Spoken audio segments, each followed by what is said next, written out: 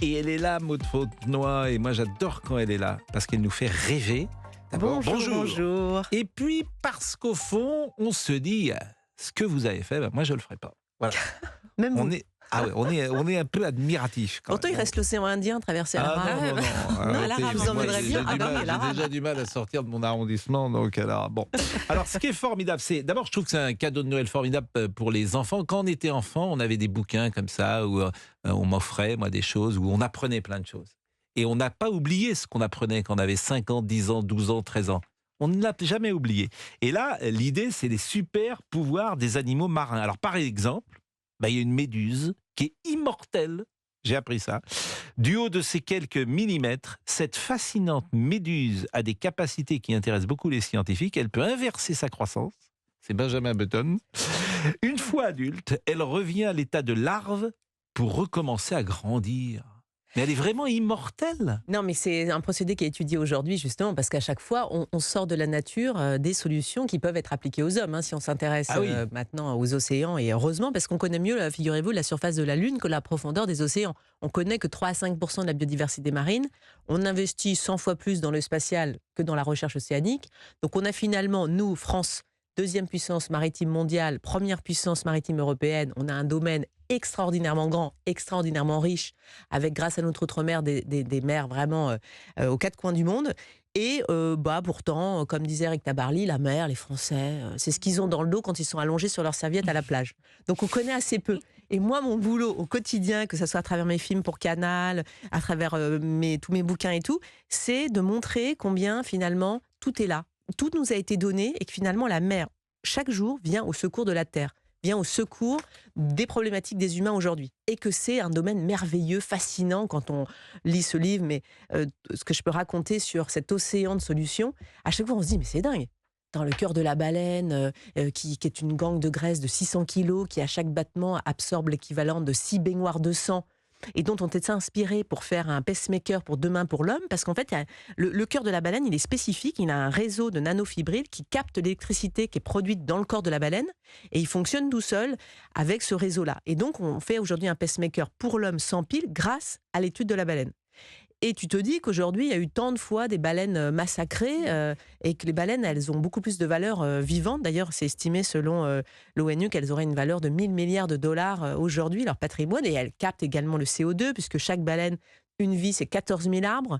Enfin, tout ça, c'est des choses qu'on ne sait pas et ça te permet de voir une espèce pas uniquement sous le prisme du mystère, mais sur la connaissance. Par exemple, cette méduse immortelle, elle est où ? Elle est étudiée en laboratoire, on la retrouve dans l'Atlantique, mais c'est une méduse qui a cette spécificité d'arriver à se régénérer. Et quand vous dites qu'on ne sait rien, par exemple, il y a des animaux qu'on découvre chaque année au fond des océans. On ne connaît que 3 à 5% de la biodiversité marine. 3 à 5%, ça veut dire qu'il y a 95% des poissons qu'on ne connaît pas. Plein de petites espèces. Il faut savoir quand même que la richesse de l'océan, c'est-à-dire qu'il y a 3 milliards d'années, on est né dans la profondeur des océans. Oui. La vie, elle est née dans les... Ce qui est d'ailleurs incompréhensible. Dans la profondeur, au niveau des sources hydrothermales, on est là. Incompréhensible. D'imaginer que nous sommes sortis de l'océan et qu'on est là tous les deux en train de se parler, le processus que ça demande, c'est très compliqué. Je veux bien qu'on m'explique Darwin, mais je veux dire, on sort quand même de l'océan, comme vous dites, et on est là en train de se parler tous les deux.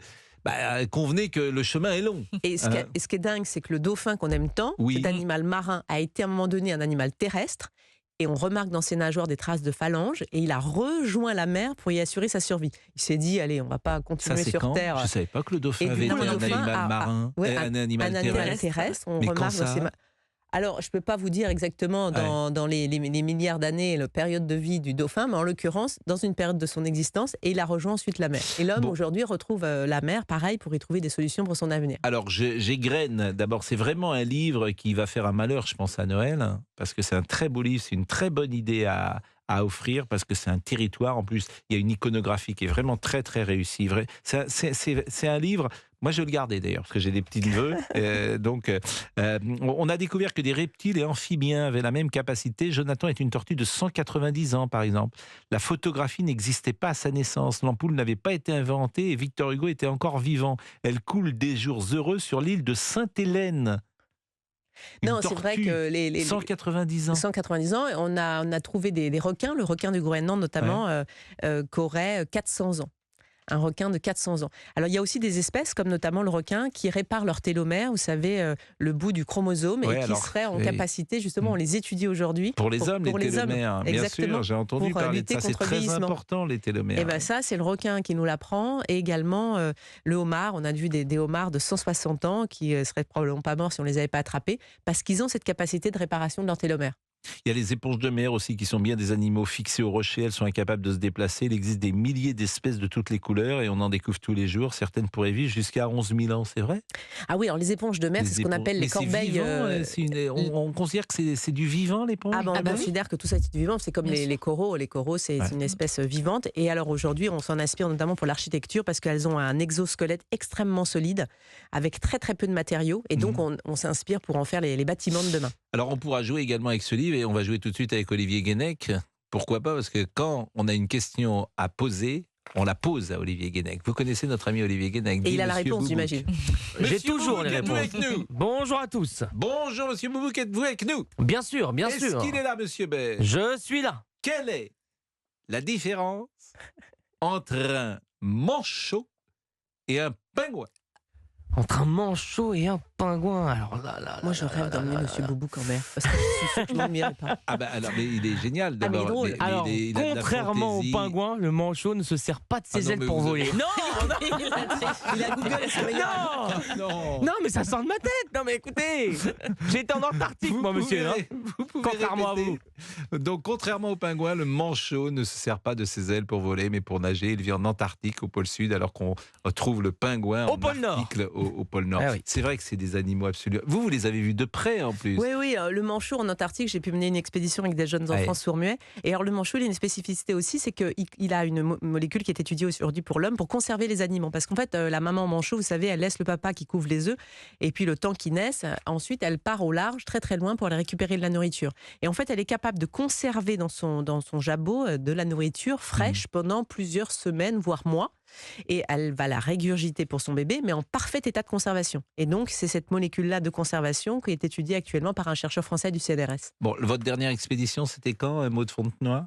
Écoutez, très honnêtement, c'était pour aller nager il y a un mois avec les requins au large des Bahamas, où il y a une femme incroyable qui va nager avec les requins, qui les touche pour enlever les hameçons qu'ils ont accrochés dans leur mâchoire, parce qu'il y a beaucoup de pêche sportive qui menace cette espèce. Et je me suis retrouvée donc au fond de l'eau avec cette dame. Mais c'est dangereux quand même, décrocher les hameçons de la gueule du requin. Attaquer, des requins de 2 mètres. Mais ils peuvent vous attaquer. Alors, étonnamment, j'ai eu moins peur avec ces requins à ce moment-là dans l'eau. Je sentais vraiment aucune menace, avec vraiment une confiance qui est faite que parfois avec certains êtres humains. Non mais là arrêtez là, non mais je vous assure. Non mais arrêtez, vous allez pas Monsieur Boubouk, la prochaine fois. Requin comme ça. Monsieur Boubouk, sauvez-moi, vous venez avec moi avec les requins. Non mais c'est des requins qui. Pourquoi c'était des requins? Pourquoi ils ne vous ont pas attaqué? Non, la vérité, un requin ça attaque, c'est des requins qui attaquent pas. Non, les requins ils n'ont pas d'appétence pour les humains, et contrairement à ce que vous pourriez imaginer, ils n'ont pas d'appétence. Quand il y a une blessure sur l'homme, tout de suite, il va relâcher, il ne te mangera jamais. Donc le requin n'est pas une menace pour l'homme. Il y a beaucoup plus d'accidents avec beaucoup plus d'espèces, notamment. Donc les dents de la mer, c'est un fantasme. Non, et je suis allée voir justement la personne qui était le conseiller sur les dents de la mer à l'occasion de ce tournage, où il nous raconte comment ça a été fait avec le faux requin en plastique et tout, et il me dit ça a terrifié des générations entières. Je me souviens la dernière scène du faux requin, effectivement. Alors que la vérité, c'est que le requin, pour avoir nagé là avec eux dans tous les sens, aucune menace. On va nager avec les requins. Écoutez, bon, on marque une pause, monsieur Fabrice? Oui, absolument, on va faire une pause. Ça va aujourd'hui, vous êtes ça va très bien, aujourd'hui je me suis réveillé à l'heure. Hier, il s'est levé à 1h30, je le rappelle, pour ceux qui n'écoutaient pas l'émission d'hier. Il s'est levé à 1h30 en pensant qu'il était 5h. Donc c'est quelqu'un déjà qui peut se tromper de 4 heures. Donc c'est quand même extraordinaire. Donc il s'habille à 1h30, il prend sa voiture, il rentre dans sa voiture. Et le changement d'heure, c'est le week-end prochain. Oui, mais il était 1h30 du matin. Donc moi, quand on me raconte ça, je suis quand même un peu ça peut arriver. Bon, la pause, et on est avec Maud Fontenoy avec ce bouquin formidable, Les super pouvoirs des animaux marins. A tout de suite. Maud Fontenoy est avec nous, et Maud Fontenoy nous fait rêver, parce que c'est vrai que moi je n'oserais pas partir avec vous. Parce que si. Non, je veux dire pourquoi. Mais non, parce que je vous. Parce que je vous décevrais. Je vous assure, je vous décevrais. Je ne serais pas à la hauteur de ça. Moi, je suis pas un aventurier. Je suis une petite chose. Je suis dans un studio, mais j'aurais peur. Il faut gérer son calme. Comment ? Il faut gérer son stress. Oui, il faut gérer son stress, Ouais, comme c'est vous ça. dites. J'irai pas, je suis pas courageux comme vous. Mais il y a peu de gens qui sont courageux. Aller nager avec des requins? Non. Non. Mais si, dans non, une je le ferai cage, pas. Pascal, vous pourriez vous mettre dans une cage et puis avec des Ah requins oui, ça, autour. oui, oui. Écoutez, Non. mais Non. peut-être que je me surprendrai moi-même. oui, voilà. Voilà, faut se surprendre Et dans la oui, vie. je pars en Australie là dans 3 Ah, la semaines. chance. Mais, Voilà. mais les hommes qui ont traversé votre vie, ils ont peur pour vous parfois? Oui, toujours. Oui. Oui. Et c'est vous qui êtes plus courageuse qu'eux, souvent? Disons que je suis plus audacieuse, je suis quelqu'un qui suis extrêmement organisé parce que je considère au contraire que tout ce que pensent les gens, il n'y a pas du tout de témérité, c'est un énorme travail, une énorme concentration, une remise en question sans cesse, vraiment être attentif à tout, tout le temps. Ça vous apprend la gestion de de votre stress, votre peur, parce que quand tu es dans les 40e rugissants, qu'à un moment donné il faut sortir, que tu as 120 km/h de vent, que tu choques une écoute, ça te casse 2 doigts, tu es forcé de continuer ta manœuvre, je peux te dire que tu as besoin d'être extrêmement concentré. Et c'est vrai que moi, sur Terre, aujourd'hui, quand il y a des choses un peu stressantes, parfois, je rassemble encore mes mains et je suis là, bon, alors, ok, bon, alors ma petite Maud, ça va aller, respire.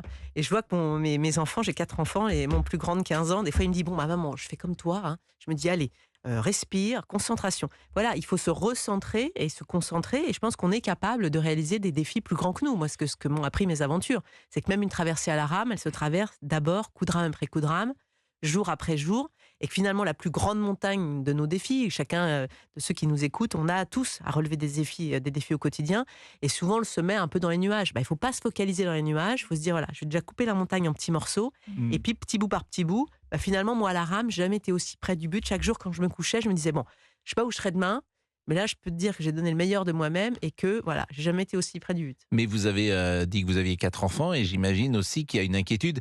Vous avez sans doute été, comme nous tous, saisis par la mort de cet homme qui avait consacré sa vie au Titanic et qui a accepté une mission au fond de l'eau dans un petit sous-marin. Et c'est là qu'on voit parfois la folie des explorateurs. Sans doute l'avez-vous compris, cet homme, mais peut-être vous-même ne seriez-vous pas monté dans ce sous-marin? Vous ne seriez pas monté? Alors Ouais. la vérité, c'est que je ne serais pas montée dans ce sous-marin. D'accord. C'est que ce que j'ai le sentiment de faire, j'ai le sentiment de Paul-Henri prendre beaucoup. Nargelet, que vous connaissiez peut-être? Non, mais c'est vrai que je vous avais beaucoup suivi, notamment, c'est vrai que ça nous a tous complètement bouleversés. Moi, je pense que je prends moins de risques en faisant mes aventures qu'en traversant la route. Si tu traverses la route en regardant ton téléphone sans faire attention où tu vas. Donc moi, je pense que les risques sont très mesurés. Après, c'est vrai que j'ai fait toutes mes aventures aussi avant d'être maman, parce que toutes mes aventures extrêmement risquées, je les ai fait avant d'être mère. Aujourd'hui, ce que je fais, vraiment, les risques sont vraiment complètement limités. J'ai pas le sentiment de risquer ma vie. Il y a un mois, vous avez nagé vous êtes allé retirer des hameçons dans la bouche d'un requin. Ce que je fais, c'est pas du tout risqué. Vous avez complètement raison. Non, mais c'est ce que fait tout le monde d'ailleurs. Mais bien sûr. Bon, on est avec Nicolas. Bonjour Nicolas. Et vous voulez peut-être interroger, ou vous-même vous avez la fibre explorateur ou la fibre aventurier peut-être. Je ne sais pas d'ailleurs comment vous qualifiez au fond. Vous diriez quoi de vous? Moi, quand je signe les papiers administratifs, vous savez, les CERFA, je mets navigatrice. Les mecs me regardent avec des grands yeux. Mais non. Au fond, quel est le trait principal de votre personnalité? Moi, je suis une passionnée. J'aime faire les choses avec souci d'excellence. Donc, quand je cuisine, j'essaie de faire des recettes compliquées. J'aime pas la recette du truc trop simple. J'aime bien les choses.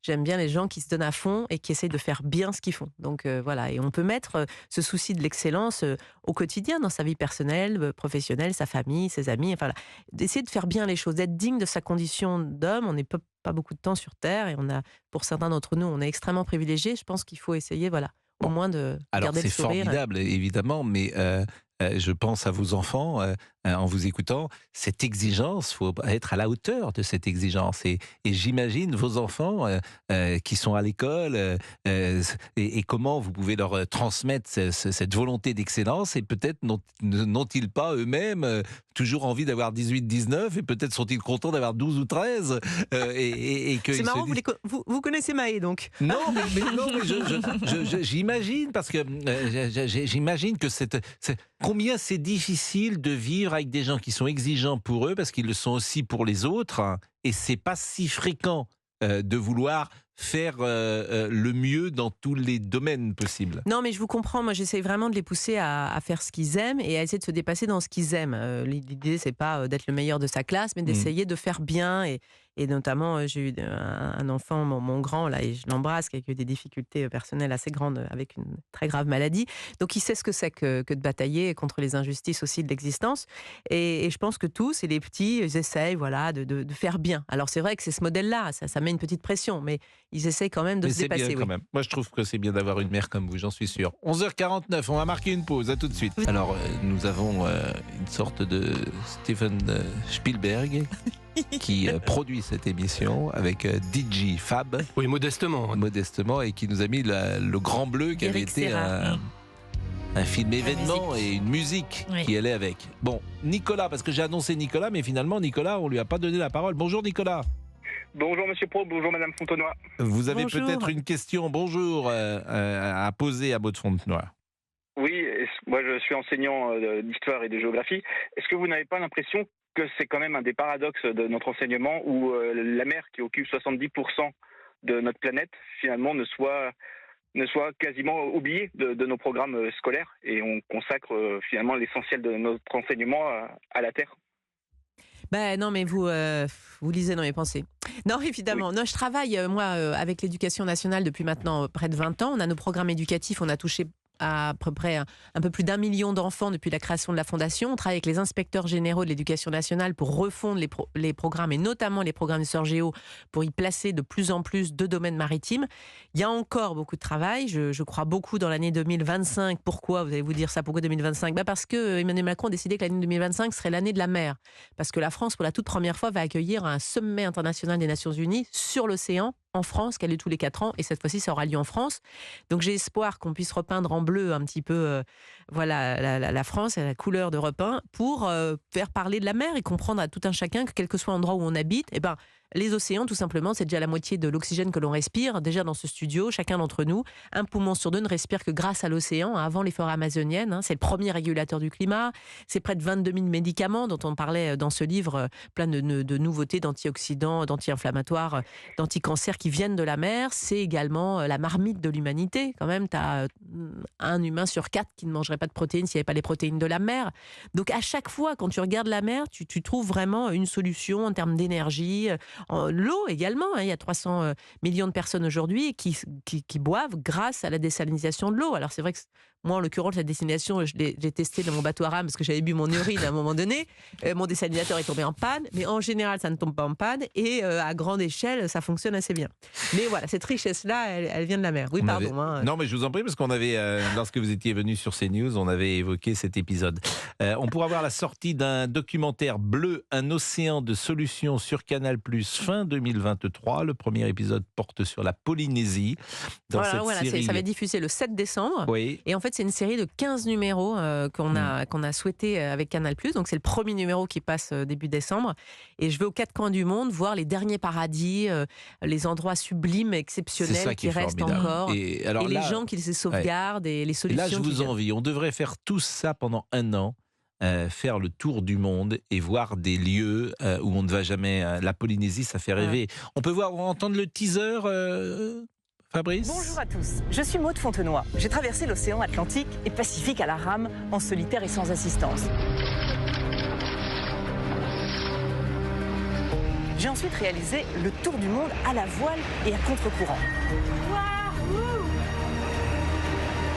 Dans chacune de mes aventures, j'ai voulu montrer qu'avec détermination, l'homme était capable de réaliser des rêves plus grands que lui. Le plus dur, c'était réellement la solitude. Dans cette série de documentaires, je vous propose de partir à la rencontre de ces hommes et de ces femmes qui, comme moi, consacrent leur vie à mieux comprendre pour mieux protéger nos océans.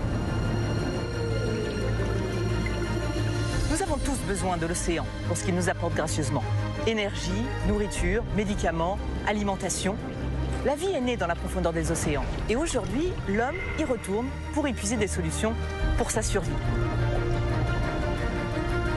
Dans ce premier numéro, je vous invite dans un voyage incroyable, au cœur du Pacifique, en Polynésie française, à la rencontre de marins, de pêcheurs, de scientifiques, de chercheurs, d'entrepreneurs, qui consacrent leur temps à développer les solutions qui viennent du Grand Bleu. Maud Fontenoy va rester avec nous après 12h parce qu'on a encore plein de questions à lui poser. Bleu, un océan de solutions, c'est sur Canal fin 2023. Monsieur Boubouk, quel est l'endroit le plus étonnant où vous êtes allé sur Terre? Alors là, je serais incapable de vous le dire. L'endroit le plus Est-ce que étonnant. vous êtes sorti de France? Oui, je suis encore. Non, alors, sortie de France, non, pas tant que ça. Non. Non. non, j'étais en train de réfléchir. Non. C'est un génie. Vous avez affaire à un authentique génie. Je sais pas. Bon, vous n'êtes pas allé non, mais très peu, malheureusement. Non, mais attendez, j'essaie de réfléchir. Mais non, mais en Bretagne, il y a des falaises roses. Comment ça s'appelle? Granit rose. Oui, des granits roses de. Perros-Guirec. Perros-Guirec, voilà. Ça, c'est l'endroit le plus étonant. Vous me direz, il y a mieux, mais c'est sympa. Mais c'est beau, c'est magnifique. Mais la Bretagne, c'est exceptionnel. la Allez, la pause, on revient tout de suite. Continuez à rester avec nous pour les super pouvoirs des animaux marins. Et puis Olivier Guénec est là parce que la page Facebook, d'ailleurs, on n'a pas dit combien d'auditeurs d'Europe 1 sont désormais inscrits sur cette page. C'est un carton, Pascal, c'est un carton. On est à 2400 quasiment là. Non, mais on a pris 400 abonnés en une semaine. C'est bien. Attendez, mais vous n'êtes pas fiers? Enfin, nous ne sommes pas dans les abysses. Qu'est-ce que vous voulez me dire là? Nous montons à la surface. Ah oui, bien sûr, évidemment. Est-ce que vous savez le pourcentage des abysses qui n'ont pas été explorés encore? Oh, je dirais 60-70%. 95% des abysses. Oh là là. Mais c'est quoi les abysses? C'est les profondeurs les plus profondes. Avec des espèces, vous savez. Désolé Maud, ce sont mes mots. Voilà. On a tous cette image du poisson là avec. dans Nemo. Oui, voilà. Oui, c'est ça. Attendez, j'ai une petite culture. Qu'est-ce qu'on nous dit sur les réseaux sociaux? Qu'est-ce qu'on nous dit sur les réseaux sociaux? Oui, j'y vais. C'est les profondeurs les plus profondes. Eh oui, évidemment, ami. Vous avez bien fait de me ramener ici. Allez, pour Yves, la préservation des océans, c'est la base de la vie. On les néglige trop. Qu'est-ce qu'il y a? Non, mais d'accord. Allez-y. René nous écrit: Maud réalise un travail formidable, mais je n'aurais pas le courage de faire tout ce qu'elle fait. Ça, c'est sûr. On termine avec Odile, qui a une proposition. À quand Pascal Pro au milieu des phoques en Bretagne? Il n'y a pas de phoques en Bretagne. Il y a des phoques en Bretagne? Si, il y a des phoques en Bretagne. Ah bon? Venus. Voilà. Tiens. Incroyable. Mais où ça? Dans la Bretagne Nord, Finistère. Ouais. Bon. Écoutez, là, vous m'apprenez. Alors là, là, bravo. Bon, le requin est l'animal marin le plus menacé par les humains. Il est aussi consommé pour sa chair, exploité par les industries cosmétiques et pharmaceutiques pour le squalène de son foie et son cartilage. Un quart des requins dans le monde seraient menacés d'extinction. C'est-à-dire que c'est un animal qui est en danger, le requin? Ah, complètement. C'est-à-dire qu'à la fois, tu as le requin qui est... 120 millions de requins sont tués chaque année uniquement pour leurs ailerons. Donc en fait, 120 millions. Et la pêche asiatique, on les prend vivants, on leur coupe leurs ailerons, on les laisse parce que la chair, finalement, elle se vend assez mal. Mais on fait des soupes d'ailerons de requin qui seraient soi-disant aphrodisiaques. Et dans le même temps, le requin, c'est l'animal le plus abouti de toute la vie océanique. Il est tout en haut de la chaîne. On remarque par exemple que quand tu as des requins qui disparaissent, c'est par conséquence les barrières de corail qui disparaissent. Et après, je peux vous expliquer en fait la chaîne qui permet d'expliquer que le requin, sans lui, il n'y a plus de barrières de corail. Les barrières de corail, c'est un quart de toutes les espèces qui vivent dans les océans. C'est la préservation contre les vagues de nos côtes, de nos îles. Donc à chaque fois, le requin, il a un rôle primordial. Et puis, on parlait de la réparation des télomères, de la lutte contre le vieillissement, des capacités cicatrisantes. Et puis aussi, je ne sais pas si je vous ai déjà parlé de cette peau du requin qui a une structure très particulière avec des denticules qui empêche l'adhérence des bactéries. Et donc aujourd'hui, une start-up française qui a inventé un procédé en s'inspirant de la peau du requin pour recouvrir l'intérieur de nos hôpitaux et pour empêcher la prolifération des maladies nosocomiales. Parce qu'en fait, il y a cette spécificité-là, donc du requin. Le requin est inspirant. Pour éviter 45 000 morts dans le monde de ces maladies. Et puis il y a des animaux mythiques, la baleine, bien sûr, c'est le plus grand et le plus gros animal de la planète. La baleine bleue, c'est vrai que c'est assez fascinant. Alors quand tu es à la rame, il y en a combien des baleines bleues et on les trouve où? Les baleines, alors en général, elles viennent manger dans les mers du Sud, en Antarctique, parce qu'elles mangent du krill. Donc elles mangent. C'est quoi le krill? Le krill, c'est des petites crevettes. Donc elles avalent des énormes quantités d'eau. Vous voyez ces images où la baleine, elle sort de l'eau dans un gros jet d'eau. En fait, c'est parce qu'en fait, ils ont fait un cercle en général pour que le krill reste au milieu et elle arrive par en dessous, elle ouvre son énorme gueule avec ses fanons et elle va recracher l'eau en surface. Elle va manger tout le krill. Donc elle se nourrit, elle grossit en Antarctique. C'est là où vous les voyez le plus calme, le plus paisible.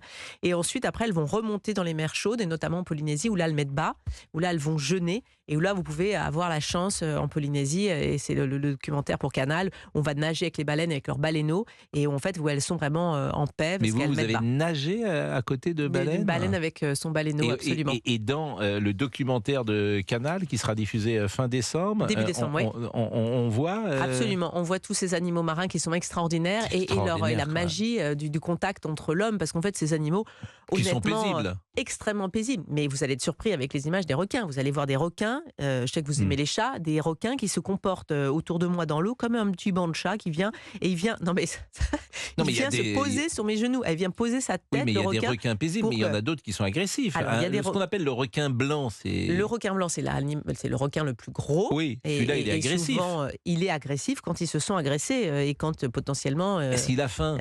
Quand il a faim, en général, c'est pas de l'homme dont il mange. Donc de toute façon, il ne viendra pas vous chercher pour manger. Bon. Monsieur Boubouk, vous êtes avec nous? Oui, je suis là. Attendez, j'arrive. Je suis là. Mais il n'a pas les réponses là, Monsieur Boubouk. Non, absolument pas. Je certifie. Je regarde. Elles sont dans ma tête. Est-ce que vous savez combien pèse le cœur de la baleine? Le cœur de la baleine. Combien il pèse à votre avis, un cœur de baleine? Si on pèse correctement, je pense qu'on est à 80-90 kilos. C'est pas ça? Non. Non, plus. Bon, j'aurais pas su répondre. Plus? C'est 600 kilos. Quoi? J'allais dire ça. 600 kilos. Là. Et vous savez combien pèse le cœur de l'homme? Il pèse pas très lourd. Parfois. Pas très lourd. Bon. Le vôtre, oui. Il pèse 300 grammes, le cœur de l'homme. Ça n'a rien à voir. Oui. 600 kilos. La baleine mesure 30 mètres de long et elle peut peser 170 tonnes. Ce qui est amusant, c'est que je trouve que sur 50 ans, les centres d'intérêt pour les Français sont souvent les mêmes. C'est-à-dire que le monde marin ou le monde des animaux, il y a 50 ans, quand on était enfant, c'était Jacques-Yves Cousteau. Après, Nicolas Hulot a fait des émissions, vous en faites, etc. Mais il y a toujours un intérêt et même une poésie parfois qui est dans ces sujets-là. Et il y a un intérêt très très fort. Et j'ai l'impression que ces documentaires animaliers qui sont remarquablement faits aujourd'hui, parce que la technique le permet, par rapport à ce que faisait Cousteau il y a 50 ans ou 60 ans. Jacques Perrin avait fait des choses formidables. Perrin, voilà. Océan, oui. Et que ça rencontre le public.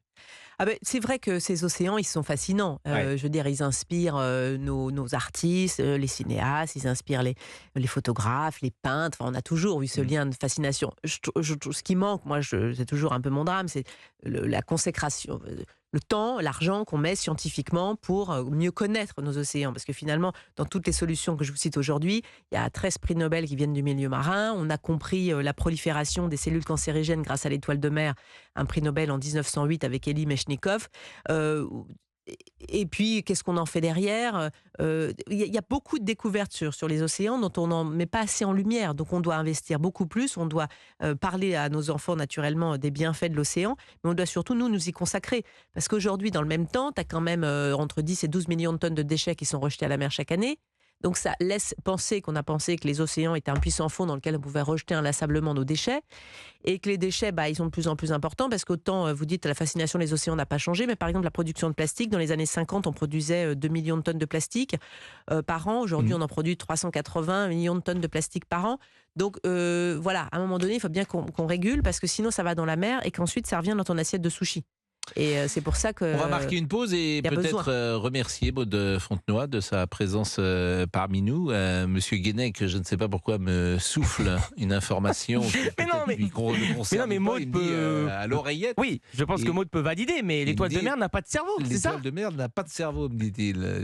Mais il y a plein d'animaux qui n'ont pas de cerveau, j'imagine, ou plein de vivants qui n'ont pas de cerveau. Le corail, c'est bien vivant et ça n'a pas de cerveau, j'imagine. Alors, la partie cérébrale de chaque espèce marine, absolument. En tous les cas, on dit que la pieuvre aurait 7 cerveaux. Qui ça? La pieuvre. La pieuvre, 7 cerveaux. Si elle peut m'en donner un, oui. Vous voyez pourquoi il est venu avec nous? C'est parce que c'est un mélange de très haute intelligence. Parce que pour dire ce qu'il vient de dire, il faut être très, très intelligent. Avec un petit peu d'abysse quand même. Avec un petit peu d'abysse. Un peu d'abysse. Bon, qu'est-ce qu'on doit vous souhaiter ces prochains temps, Maud Fontenoy? Non, mais moi, tout va toujours très bien. C'est aux autres qu'il faut souhaiter des choses. Que vous allez toujours bien. Moi, j'essaie d'avoir toujours l'énergie pour essayer d'en donner un petit peu aux autres. Et puis, ces océans, regardez, inspirez-vous. Vous verrez, il y a beaucoup d'apaisement apaisement qui vient aussi de la mer et ça nous. Eh bien, merci ressource. parce que vous nous avez fait du bien. On rappelle le titre de l'ouvrage, Les super pouvoirs des animaux marins aux éditions Nathan. Vous nous avez fait du bien à offrir pour Noël, parce que dans cette actualité très sombre, vous nous avez fait un peu rêver, et puis on a appris plein de choses. Donc c'était un plaisir d'être avec vous à 12 €.